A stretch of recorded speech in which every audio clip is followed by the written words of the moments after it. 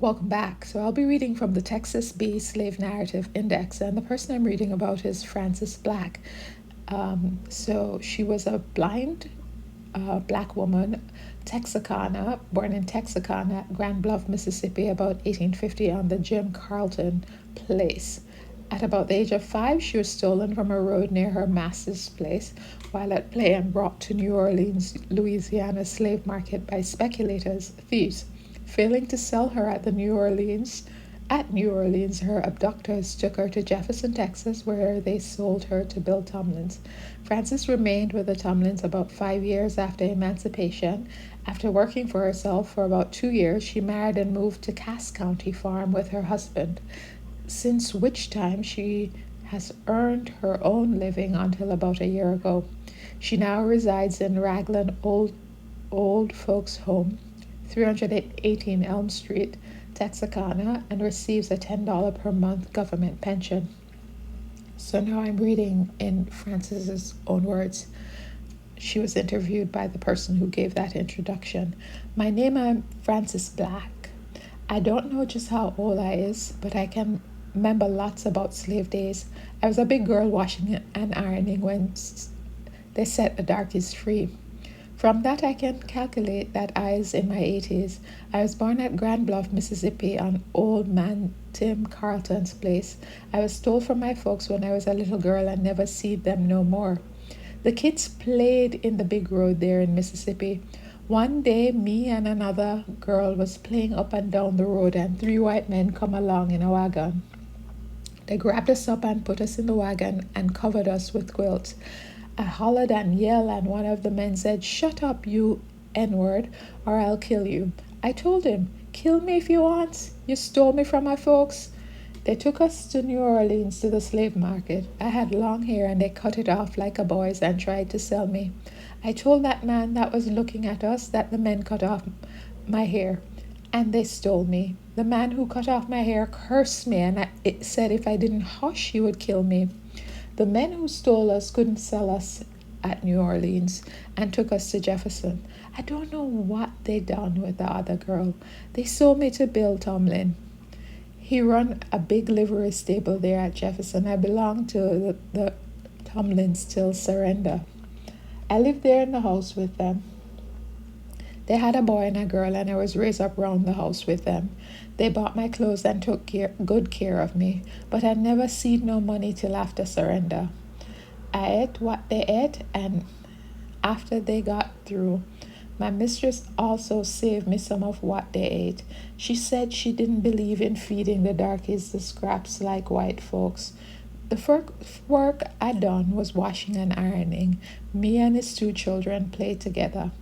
They was younger than me, and we used to fight mightily. When they fight me, I fight them back and scratch them up. Mistress Carlin used to say she was going to thrash me if I didn't stop fighting her children. She never did. She was just trying to scare me. We played and fought every day till I had to go set the table. I was so small and I had to get in a chair to get to the dishes out of the safe. I had to pull a long fly brush over the table while the white folks ate.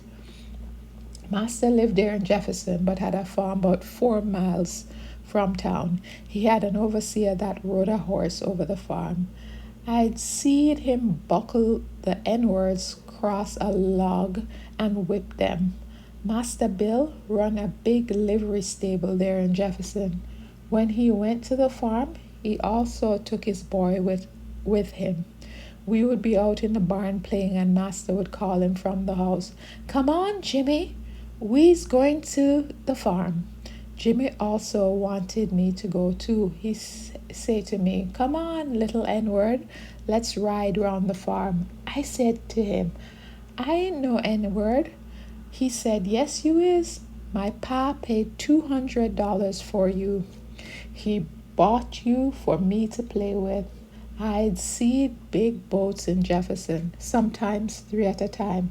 I see the town so full of wagons that Master Bill used to cuss about it being so hard to get his carriage out of town when we went to the farm. I remember them having big balls and dances on the boats there. Jefferson was a big town till it burned down. I remember the big fires. It looked like the whole town was gonna burn up. Master Bill lost his livery stable in the fire. The fire was along the river there, and it looked like the whole river was on fire. I was in Jefferson during the war and see the Yankee soldiers all dressed in blue when they come to run the town at the close of the war. The Confederates brought soldiers there on boats twice. I think before war ceased, we could hear the fighting and the cannons shooting during the war, but I didn't know where they was. I remember's master telling me I was free, but I stayed on with him till I was grown. I worked round town for a while, then married Dave Black. We moved to a farm in Cass County. I raised 6 children. My old man got so trifling and mean that I quit him and worked for myself. After I quit my man, I come to Texarkana. I also could earn my own living till about a year ago. I lost my seeing, and Albert Ragland took me in his home for old folks. They gives me a $10 per month pension now. I members the Ku Klux, but never seed any.